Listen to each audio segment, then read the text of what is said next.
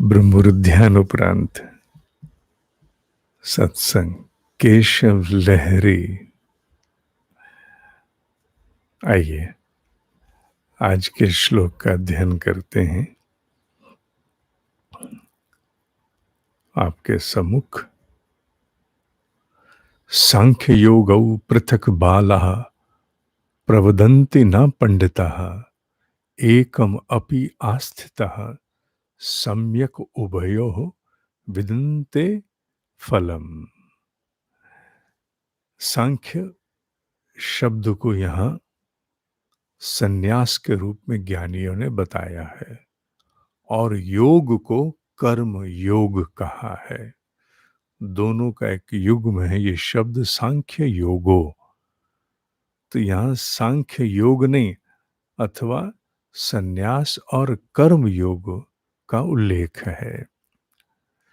यहाँ केशव इस बात को स्पष्ट करना चाहते हैं कि ज्ञान योग अर्थात संन्यास और कर्म योग अलग अलग नहीं है।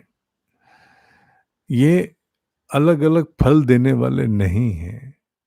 इनमें से किसी में भी जीव अगर स्थिर हो जाता है सम्यक प्रकार से तो दोनों के फल रूप परमात्मा को, परमात्मा शब्द का उल्लेख यहाँ मोक्ष है, उस परम स्वरूप को प्राप्त हो जाता है। दोनों में से किसी एक में। अनजाने स्वरूप में लोग इनको अलग मानते हैं कि संन्यास अलग है, कर्म योग अलग है। मूल बात दोनों में एक ही है और वो क्या है? वो बोध है, ज्ञान है, जिसके द्वारा मनुष्य आशा अपेक्षाओं को त्याग के अनासक्त भाव में जाता है। अब वो या कर्म योग हो या संन्यास हो। संन्यास में भी अनासक्ति के बिना संन्यास कैसा हो सकता है क्या? कदापि नहीं। उसी प्रकार कर्म योग में भी कर्म करते हुए अनासक्ति चाहिए। कर्म योग आज के युग के अनुकूल अधिक श्रेष्ठ कहा गया क्योंकि इसमें प्रमाण साथ साथ स्थापित होते हैं। जीवन रूपी प्रयोगशाला में हम प्रयोग करते हुए जांचते रहते हैं अनासक्ति कितने अंशों में आई अथवा नहीं आई, कितने सफल असफल हुए। जीवन एक प्रयोगशाला बन जाता है और मुख्य बात यही है कि किनको कही गई है, उन्हें जो सोचती हैं कि नहीं मोक्ष केवल उनको मिलेगा जो संन्यास में चले गए। हम तो झंझटों में फंसे, जीवन में उलझे, उतार चढ़ाव में बैठे, हमें क्यों मिलेगा? कदापि नहीं। इसलिए उन्होंने कहा बालहा, मूर्ख लोग दोनों को अलग, दोनों के फल अलग मानते हैं।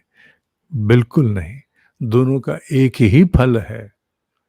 जीवन की उलझनों में उतार चढ़ाव में रहते हुए अनासक्ति का भाव विकसित करना कर्म योगी का एक सौंदर्य है जो उसे मोक्ष दिलाता है। वही कार्य संन्यास के द्वारा होता है। कोई भेद कदापि नहीं है। तो फिर से हम देखें तो एक प्रकार से कर्म योग को उन्होंने और अधिक प्राण दिया है, पोषित किया है, स्थापित किया है।